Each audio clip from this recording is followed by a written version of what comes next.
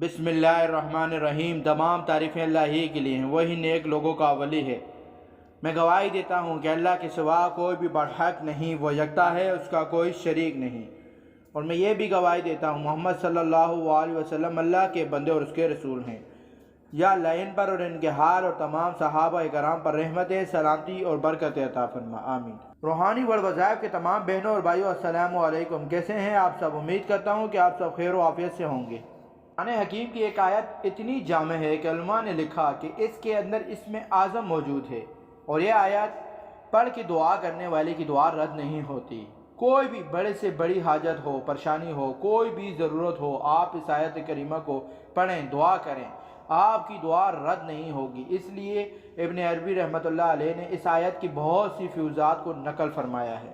खुद इमाम रज़ी रहमतुल्लाह अलैह ने भी इसको बेहतरीन जो है अमल कुरानी में बयान फरमाया है, और ये इरशाद फरमाया है कि इस आयत को पढ़ के दुआ करने वाला अल्लाह के हाँ मुस्तजाब हो जाता है, इसकी दुआएं कबूल हो जाती हैं। अब आप परेशान हैं, कोई काम फंस चुका है, कोई हाजात है, बहुत ज़्यादा मुश्किल हाजात, अब आप हाजात रवाई चाहते हैं, तो इस वक्त हाजात रवाई के लिए कुरान हकीम की इस आयत का सहारा लें, क्योंकि मखलूक अगर अल्लाह के कुरान से ताल्लुक़ नहीं जोड़ेगी तो अपनी परेशानी और ज़रूरत में वो मखलूक के सामने झुकना शुरू कर देंगे। हमारा मकसद ये होता है कि हम आपको कुरान से ताल्लुक़ जोड़कर कुरान हकीम के साथ रिश्ता मजबूत करें। कुरान पाक की आयत को आप चाहे जितनी बार भी पढ़ें, वो आपके लिए शिफा का ज़रिया और अपनी हाजात रवाई का ज़रिया बन जाएगी।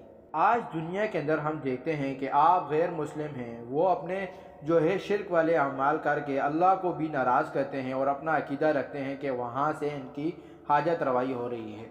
हमारा मकसद है अहले ईमान का ईमान कुरान से मजबूत करके कुरान से ताल्लुक़ जोड़कर लोगों को अल्लाह के सामने झुकाना, ताकि उसको पता चले कि मेरी मुश्किल सिर्फ़ कुरान से हल होगी।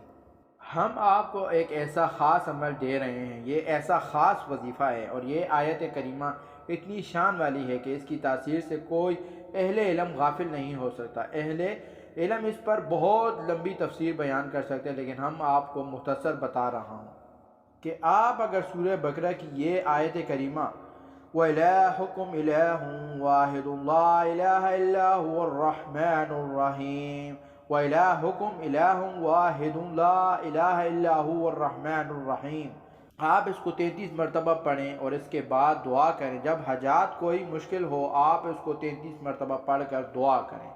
अल्लाह के हजूर आपकी दुआ कबूल हो जाएगी, आपकी परेशानी हल हो जाएगी, आपकी हाजत पूरी हो जाएगी।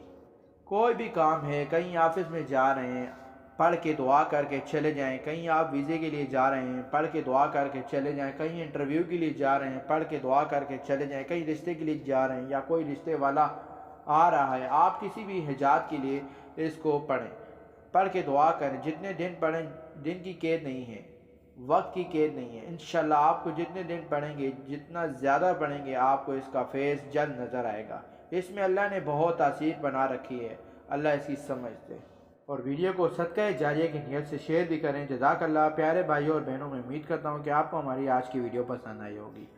अगर आपको हमारी वीडियो पसंद आई है तो आपसे गुजारिश करता हूँ कि आप हमारे चैनल रूहानी वर्ड वज़ाइफ को सब्सक्राइब कर दें और साथ ही लगे बेल आइकन के बटन को प्रेस कर दें, ताकि आपके पास हमारे आने वाली वीडियो की नोटिफिकेशन बर वक्त मिलती रहे। और सब्सक्राइब के साथ लाइक भी करें, शुक्रिया, और अपनी कीमती राय का इज़हार भी करें। अल्लाह पाक आपको अपनी हिफ्ज़-ओ-अमान में रखे।